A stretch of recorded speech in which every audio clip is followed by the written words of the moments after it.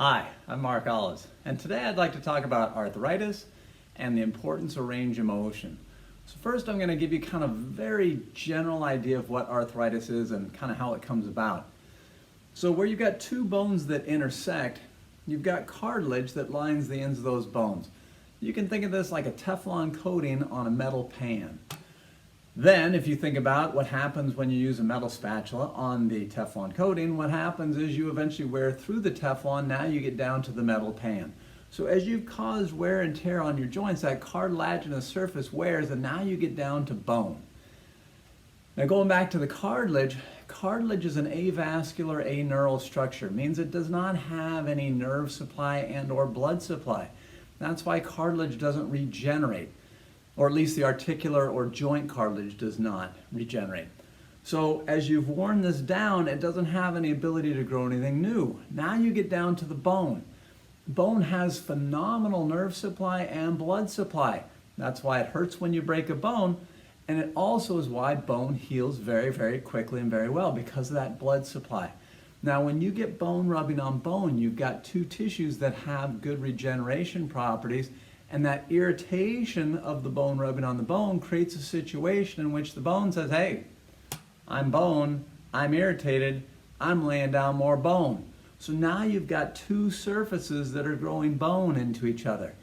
That's not going to go well. That's going to cause, eventually, if left alone and not moved, the joint will fuse. It will eliminate that joint. If you're not maintaining your range of motion, what's going to happen is you're going to lose more and more range of motion because that bone is going to grow more and more in.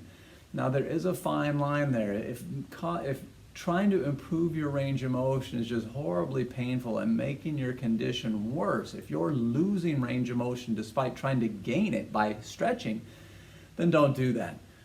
But as long as you can tolerate the pain, try and maintain your range of motion as best you can.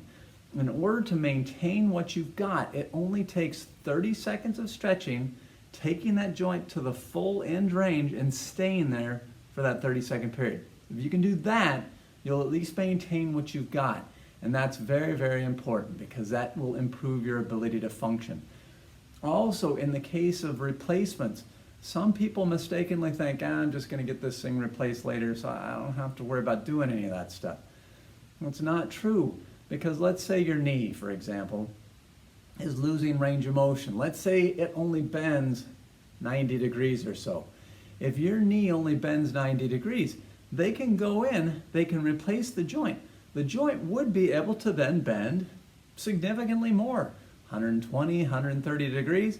It will do great. The problem is, if you've waited too long and your knee only bends to 90, the muscles that surround that joint will have shortened, and now they will not allow your joint to bend past that degree. So I get a lot of patients that are very disappointed post-operatively with their results and say, I thought I was going to get more range of motion.